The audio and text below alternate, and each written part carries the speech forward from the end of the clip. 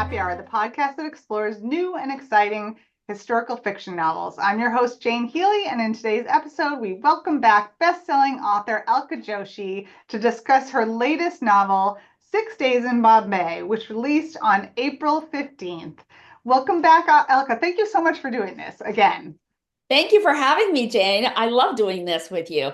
I think you're providing a service for a lot of people who may not hear about our books otherwise. So I really appreciate it. Oh, thank you. I'm going to do a quick bio for you, and then we'll dive into questions. I love the book, as I was just telling you.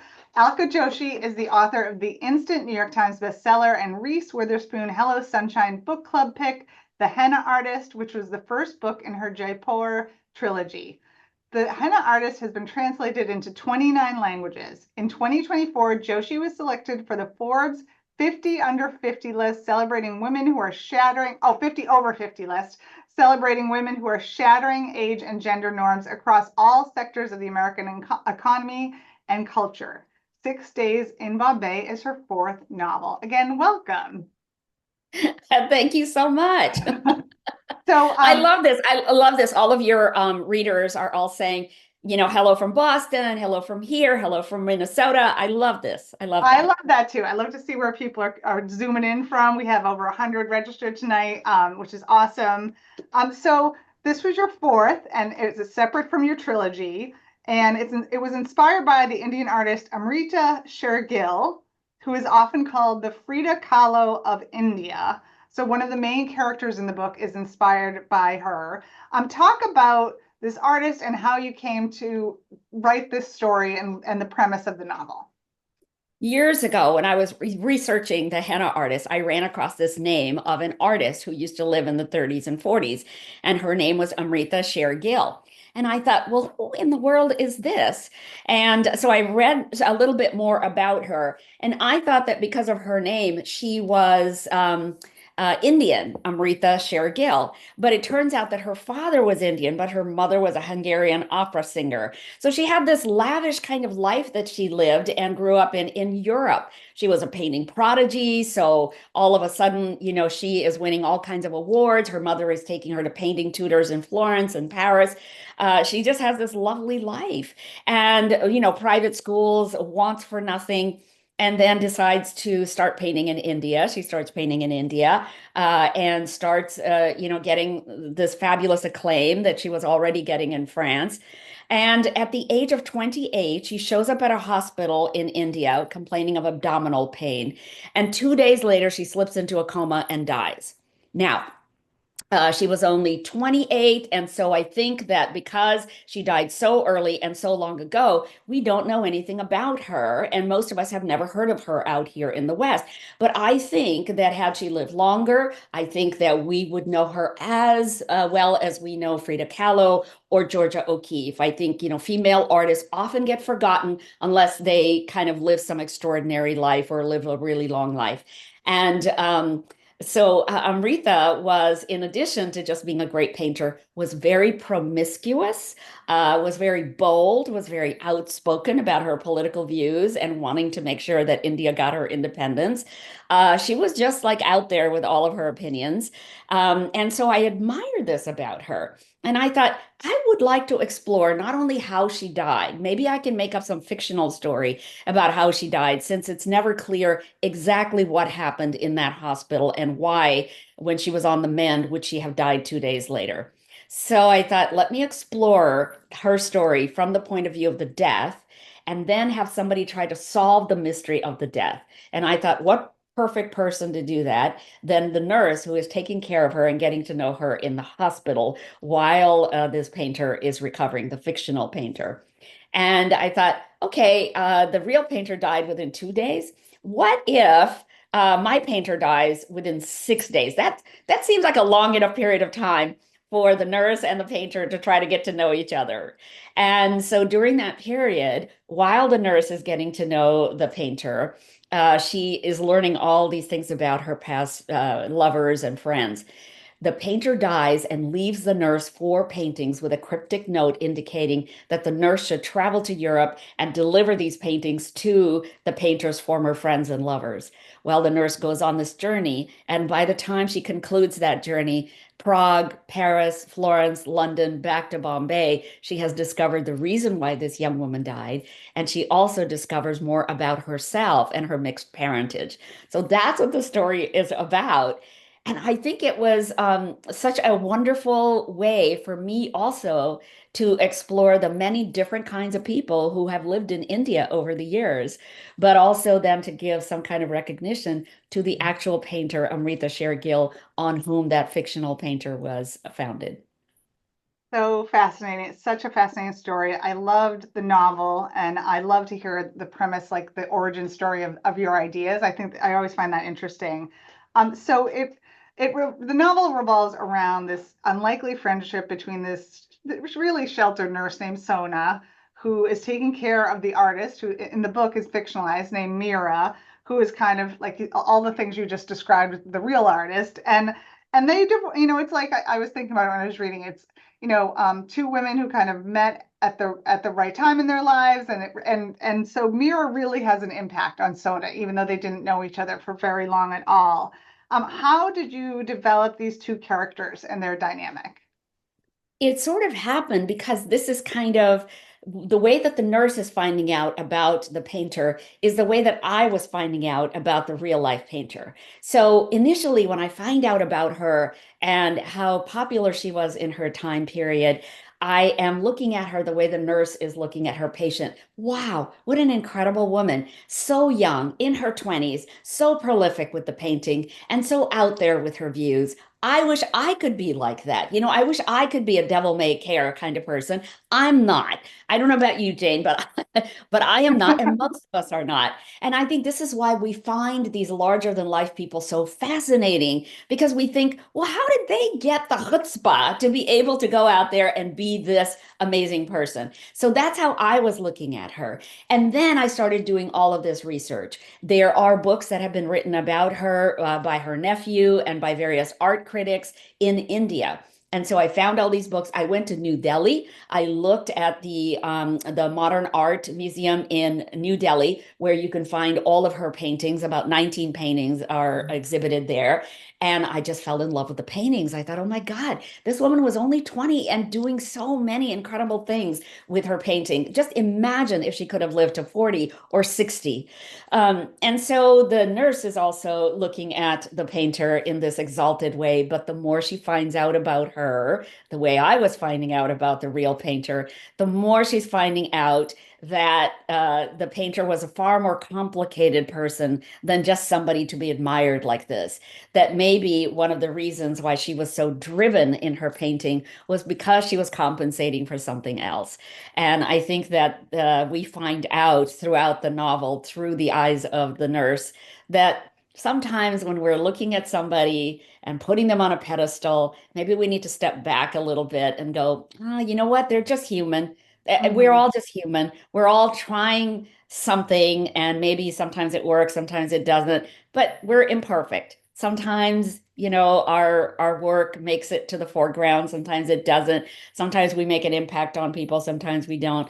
And I just ultimately, through the nurse, had to decide that, we are all pieces of a person. We show one piece to another, we show another piece to someone else. Nobody really gets to know the measure of us unless they have lived with us a long time or been part of our family. And so that's kind of how we end up with 6 Days in Bombay. We know a lot more about the painter's life. And now we also then know a lot about the nurse's life and why she was so compelled to go on this trip on behalf of the painter. That is a great segue into the trip because this is just one of these like immersive. You're so good at like setting and atmosphere, and you bring in smells and tastes, and so this Sona the nurse ends up taking this like epic journey to let me make sure I got Bombay, which is now Mumbai, and then on to Istanbul, Prague, Florence, Mhm. Paris, and London. And I read in your notes that you visited all these cities, you did extensive research for this story. talk about your research and your process, and if anything surprised you along the way.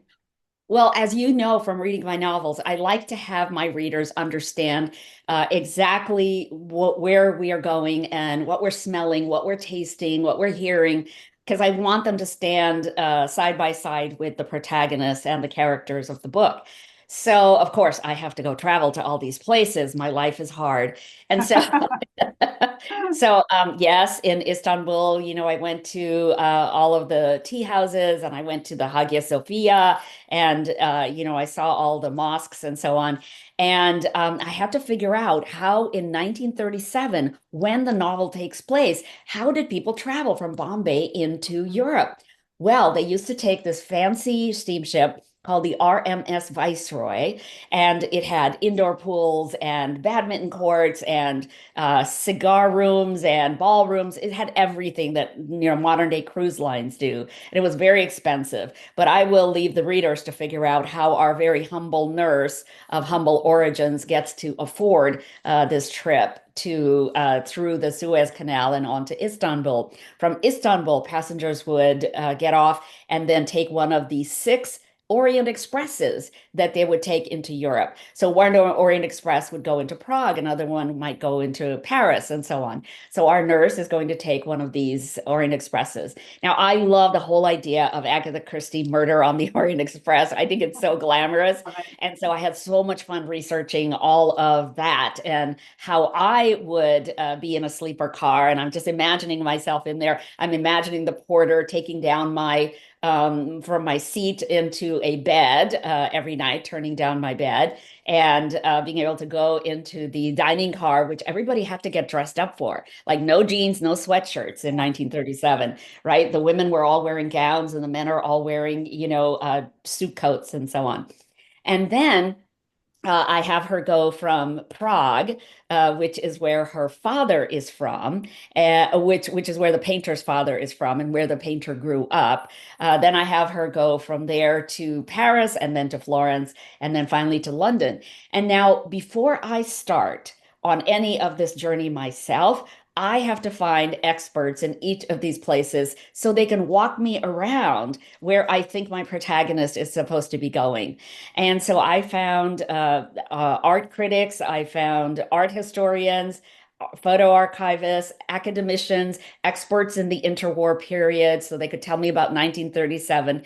And I made appointments with them before I started traveling. So in Prague, I met Martina, who is a professor of psychology, and took me through a walking tour all over Prague where she felt my protagonist would go. And she took me into all of these exhibitions to show me what people were, what kind of furniture they were buying, what kind of, glassware they were using, that kind of thing.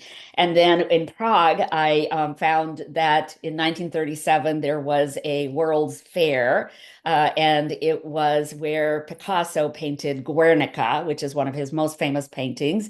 And why he painted it in 1937 was because the fascists and the Nazis had just bombed this town in Catalonia that he loved. And so it became a statement, a revolutionary statement for him. And I found that artists were oftentimes in that era, especially in Paris, making all these revolutionary statements. Then I dropped down to Florence and I met Samuele. Samuele is an art historian. He teaches at the University of Milan, but he took a train down to Florence to meet me and walk me all through old Florence to show me where the protagonist would have gone in search of the painter's life. And in the real life painter, Amrita Sher-Gill's experience, she studied at one of the academias in Florence. So visited that and tried to figure out, okay, how would she have, been a student here? What would her experience have been like? And I found out this one interesting thing. There's a beautiful shopping area in Florence called the Via Tornabuoni. That's where all the really fancy, very expensive shops are. At the very end, there is a Palazzo Ferragamo. And of course, that was where the designer Ferragamo was making his shoes for women. Well, Mussolini is in power at this time, and Mussolini says, Ferragamo, You cannot make your heels from steel any longer. Your stilettos are going to have to be made out of some other material because steel is not manufactured in Italy, and I only want you to use materials that are manufactured in Italy. So what does Ferragamo do? He designs these cork wedge heels, which he thought were kind of ugly, but they took off like a house on fire. Number one, because they're Ferragamo branded, but also because they were really comfortable for women as opposed to stilettos, which made their back hurt all the time. So it's just, I mean, all the little details that you learn as you go along are amazing. I also learned that, and this kind of made me proud, that Amrita, the real painter's family, had moved back and forth from Europe to India consistently before World War II. And the reason they kept going to India is because they were escaping persecution by the Nazis because Amrita's mother was Jewish. They were escaping persecution by the Nazis in coming to India. And I thought, well, that's interesting. What is that all about? Then I learned that the Jewish people had been coming to India for over 2,000 years to escape persecution from other lands. They had always been welcomed in India. And in Mumbai alone, there are 8 synagogues. There are kosher butcher shops. There are kosher bakeries. I mean, there's a whole, a microcosm of a Jewish life that happens in India. And our earliest Bollywood actresses in the 1920s were all Jewish women because Oh, Hindu wow. and Muslim women were not allowed to perform on the big screen. They were not allowed to perform in public. So it was only Jewish women who were allowed to do that. And so they became our earliest bombshells, basically. I mean, I love historical fiction for this reason. And then I get to find all these little tidbits and then find a way to incorporate them into the story because I know my readers are going to find these interesting too. So I have to find some way to get all these tiny little gems into the story. Oh, and so good. And you really picked terrible cities to visit. I mean, I was like, if you had like set up a tour, it's just amazing. Did you have a favorite city that you went to? Uh, I did. So in 1978, I had gone to Prague because I spent my junior year in Florence at the college program, and I took a trip, took a side trip in the wintertime and went to Prague. Prague in 1978 was still communist, so it was very medieval. There were no billboards anywhere. There's no advertising in a communist state, right? And so everything was very somber. Nobody spoke any English. I was very interested in going back to Prague to see what it's like in 2024 because I just went there last year. And it is so different. It is like a very clean and beautiful and cafe-laden Paris. That's what it's like. And so that became my favorite city because it was like Paris, but not as crowded as Paris. It was still pretty crowded.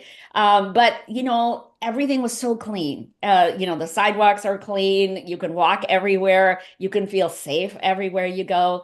I loved it. And the food was incredible. The food was incredible. Amazing. I've heard. Yeah, my husband had to travel there for work, and I never made it because the girls were little. But yeah, that's on my list. It sounds amazing. And one of the things I love is to talk about food in all the Oh yeah. places that I go. Yes. You know, Yeah. I'm surprised that I don't look like an elephant because I love to eat. I love to sample food from different areas and I love to talk about food. And oftentimes when I am actually writing about the food, I get so hungry, Jane, I just have to put everything down and I have to say to my husband, honey, we have to go out. We have to go out to a restaurant which serves this kind of food, Baltic Oh, right. food, French food, Italian food. I know Denise Onegado says, I love all the food in your books. I do too. I love food. I'm a foodie too. I love foodie descriptions. It's so fun. Yeah. I had a question. So I want to talk about time period, your choice of time period this time, because the henna artist begins in the 1950s in India. 6 Days in Bombay goes back in time to the interwarriors, 1930s. Talk about the historical landscape in India and Europe and writing about that time period and what was that like compared to the henna artist trilogy? I wanted to mirror as closely as possible to the real painter's life and right before she died. Now, she died in 1941, which was too close to World War II for my comfort because I didn't want the world wars to take away from her story. And so I set the novel in 1937, which I felt was far enough away from World War II. But at the same time in 1937, what's happening in India is that there is a huge movement afoot to get the British out. You know, please, you've been here for 300 years. You know, we welcomed you and now you've overstayed your welcome. Please go. And so the nurse, who is half Indian and half British, because those kinds of alliances between the British employees and the Indian women were encouraged for over 300 years by the East India Company, so that they could have sort of a bridge between the two cultures and the two languages. It's not so fashionable anymore to have that alliance. And Sona is a product of one of those alliances. And so she is looked at a little suspiciously by Indians who think, does she owe her allegiance to the British or to us? Sona is the product also of, you know, she's the target of people who are now calling her Blackie White and all these racial slurs against her. So she has to be very careful where she steps. And there's a lot of resentment towards the British. And it's only 10 years from independence. So we know it's coming. We know it's coming. Now in Europe, by the time our nurse gets to Europe, she finds the same thing is happening. This underground rebellion is going on against the fascists and the Nazis. So wherever she happens to be, there's a lot of looking over your shoulder kind of business. You know, people are just not quite sure what they can say outright and what they need to be careful about being able to say because you don't know if there are spies in your midst, and you don't know if you'll be caught. So even though she herself is half Indian, half British, she realizes that wherever she's going, whether it's the Czechs, the French, the Italians, there is a lot of uncertainty and some upheaval that is about to happen. And it's so interesting to me. I didn't even know, I never made the connection between all these parts of the world where there's a lot of uncertainty and rebellion going on. I had not even considered that, but finding that there was this symbiosis all around the world was really fascinating. And then, of course, we learned from, you know, Sona, our nurse, because she is the product of an Indian mother and an English father, a father who abandoned the family when she was only 3 years old and went back to England to the first family that he had left in order to work in India. She has a lot of resentment towards that father. And you know, she doesn't know why couldn't she be loved enough for him to stay in India with her and her mother. And she has to get to some sort of reconciliation about the resentment that she has towards him and maybe try to find out where he is. So we don't know quite at the start of the journey whether she is going to try to find him in London or whether she's going to give up on that and just go back to Bombay. So I think that this is something that she has to find out for herself. And I didn't know up until the very end whether she was going to go to find that father or not. It's so interesting, right? How these characters take up a life of their own and they let us know whether they want to do something, not do something. They have very clear ideas about how their lives should go, and I just have to listen to them. It's so interesting. This actually brings me to I want to talk, I have some writing related questions. Because I love talking about process and how you develop story and the fact that you didn't know the ending and because I'm more of a plotter. And I remember our conversation from last time because I was like, wow, like you map out scenes in your head for a while before you get them on paper. So tell everyone about your process, and I just want to know if it evolved since the trilogy with this book, or has it stayed pretty much the same? It has stayed pretty much the same. It always starts with one scene. And for me, in 6 Days in Bombay, it's the first scene that you read about, which is where the nurse is learning that she is now being put in charge of this very famous patient who has just come in. And luckily, the nurse has actually read things about this patient because she's also famous in Calcutta, also famous in Bombay. Her art has become famous. And she's excited about, wow, being able to be in charge of this particular woman. And over time, she learns that the painter is she's very intrusive in a way. She wants to know all about Sona's personal life. She wants to know, has she ever had sex? Has she been involved with anybody? Has she, what does she feel about her father? And Sona's very like taken aback because in that time period also people didn't really talk about their personal lives very much. And she's thinking, wow, this is a whole different kind of person I've never been exposed to before. She's a little bit like fearful and resentful of the painter for being so intrusive, but also I think very admiring of a woman who is able to be that forthright.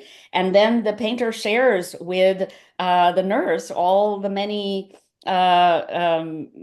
people that she has slept with. I mean, the painter slept with men and she slept with women and she seduced anybody. She seduced everybody He that, was busy. came Yeah. along.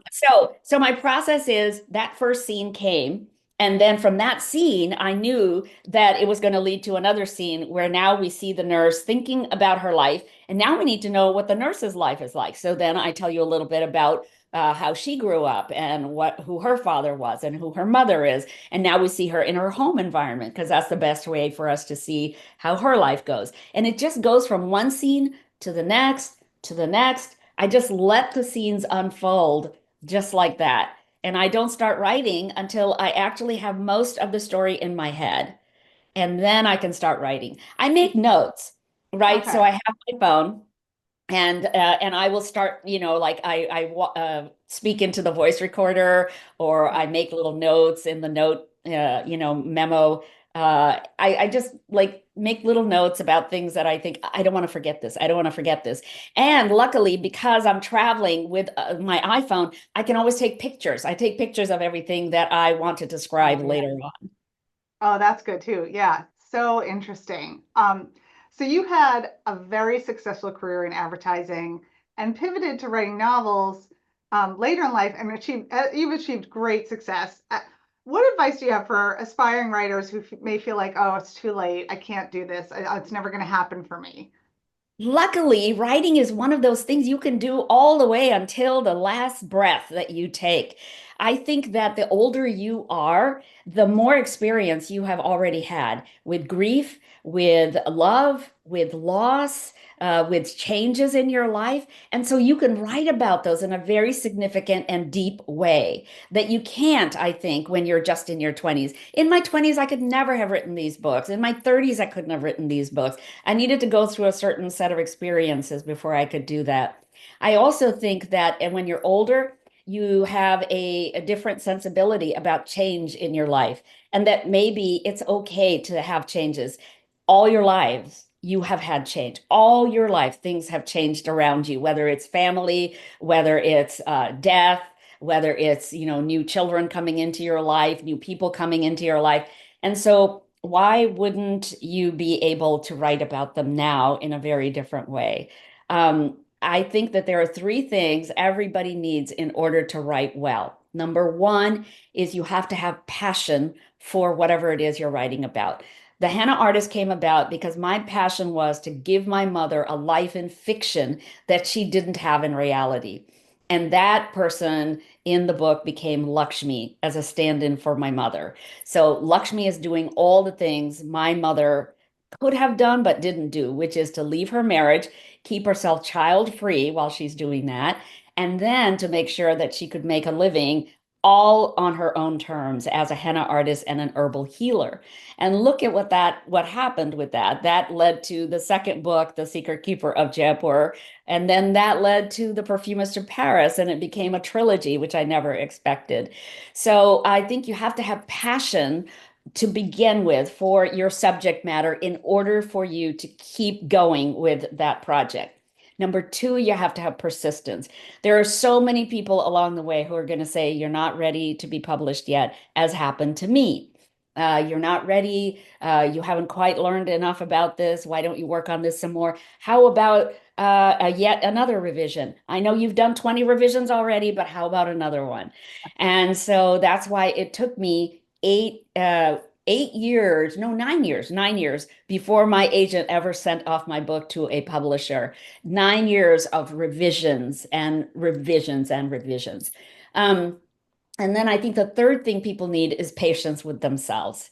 And the Mhm. patience is, I'm not a very patient person, but I had to learn to be patient with myself and say, okay, Alka, it's not going to happen tomorrow. It's not going to happen next year. Maybe you're just going to have to ride it out until somebody says, okay, I'm willing to take a gamble on you. Don't give up until that happens. So passion, perseverance, and patience. I think those three P's are very important for anybody who wants to write at any age.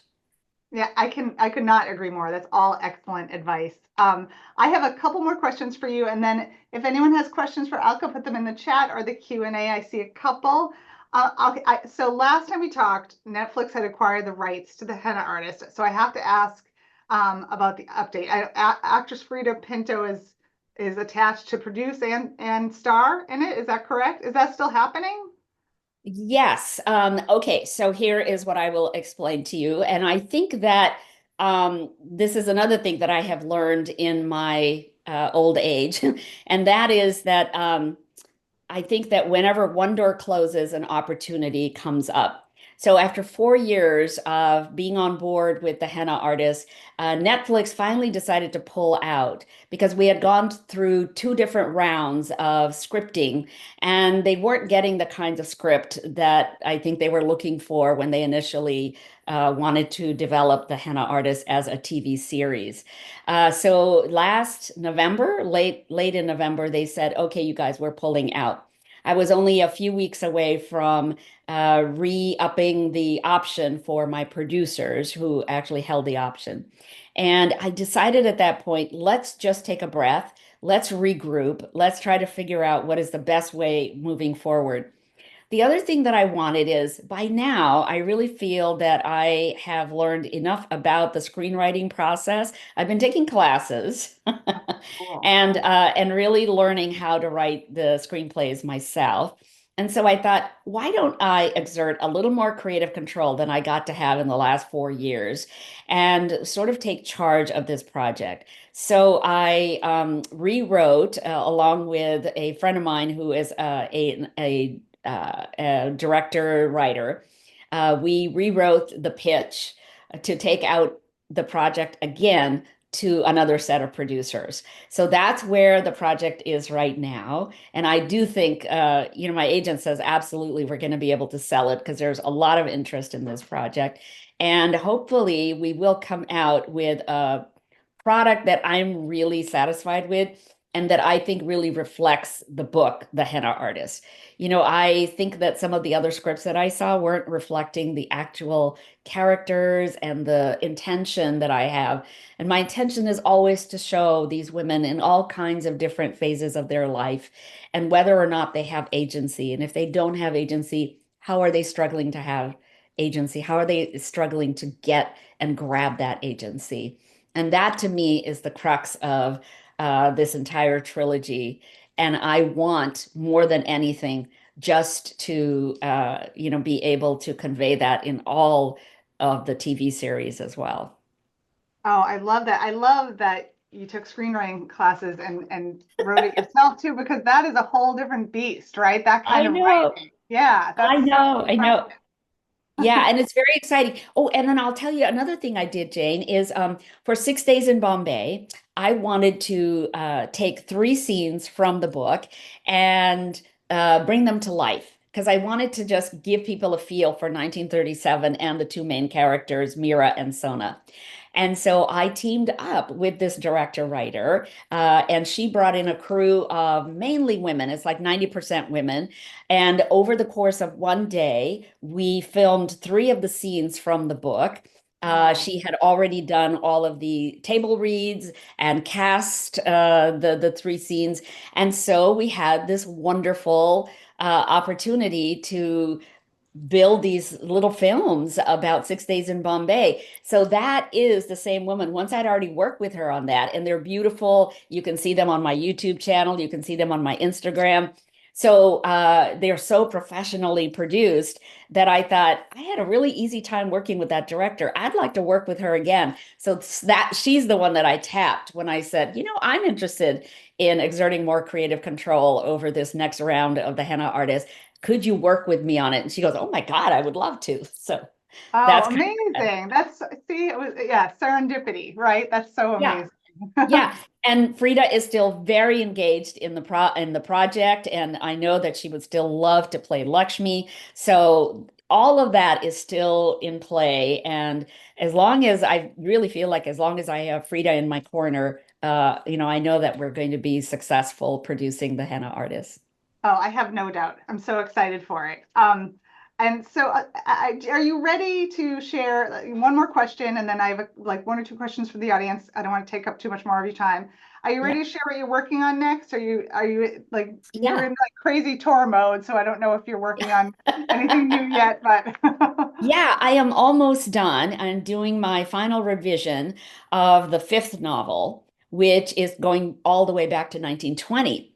Now, I had done so much research on the courtesans in The Henna Artist. That was where Lakshmi learned how to do henna art and all of the different designs that she comes up with. But also, I had done research on them in The Perfumist of Paris because the courtesans of Agra all owned a fragrance house where they made their fabulous scents as well. And so I thought, as I was researching them, I thought these women were incredible. They were really good business women. Mhm. With the money that they earned entertaining all of these very wealthy men, they used them to buy businesses, movie houses, laundries, all kinds of things that they knew would make them money. And so they were making so much money that they started financing India's independence movement. So the movement to get the British out, they were financing. Now, when the British found out about that, they were very upset, and they started taxing the houses very heavily to punish them. But in addition to that, they also ruined these women's reputation. They tarnished them by calling them ordinary prostitutes, which they were not. They would only be beholden to one man for a long period of time, and that man would have to take care of any children that resulted from that reunion. Mostly, they were entertaining them with these classical arts. And so I just thought, I wonder what would happen if in the 1920s, when no respectable girl was allowed to dance the classical dances that the courtesans dance, because they were considered prostitutes at that time and nobody wanted to emulate a prostitute. What would happen if there was a girl who wanted to dance like the courtesans, but she can't find anybody to teach her because that is not respectable? She can't even tell her family that this is something she wants to do. They will disown her. And how then, if she does find a teacher, how will she ever be able to perform in public? That's just not going to happen. So these are all things that I found really fascinating. And I thought, I want to explore a young girl who is trying to learn this dance. At the same time, she has lost her mother. And her mother is going through her own transition in this other part of the city. And I can't give too much away without giving away the novel. The mother and the daughter are both going through a sort of discovery of sorts of what they're capable of doing. Yeah. Amazing, amazing. How can readers best stay in touch with you? My email is so easy, alka@alkajoshi.com. Since the last time I talked to you, Jane, I've done over 900 book clubs on Zoom, and I still continue to do them. Every single day, I have either one or two book clubs, and it's really fun for me. So now with 6 days in Bombay, everybody is getting lined up to talk about 6 days in Bombay. As soon as my book tour is over, boom, I start talking to book clubs on Zoom. Um, And so the other way that people can, of course, stay in touch with me is to go to my website, alkajoshi.com, and my Instagram channel, which I love, love, love keeping up with. I think it's so much fun to have an Instagram channel and a Facebook account. Excellent. Excellent. Well, we've already gone over, and I feel like I could talk to you for another hour. I love talking to you. I'm so happy you came back, and I'm so thrilled. Congratulations on the success of 6 Days in Bombay. Everyone should read it. And you'll have to come back for the next one because that sounds like an important premise Absolutely. too. Thank you. So, Absolutely. so that's all for tonight. Thank you so much for everyone for coming. Thank you so much, Alka. Remember to subscribe to my YouTube channel and follow the podcast wherever you listen for podcasts. And have a great night. Have a great night, Alka. Have a great night, everyone.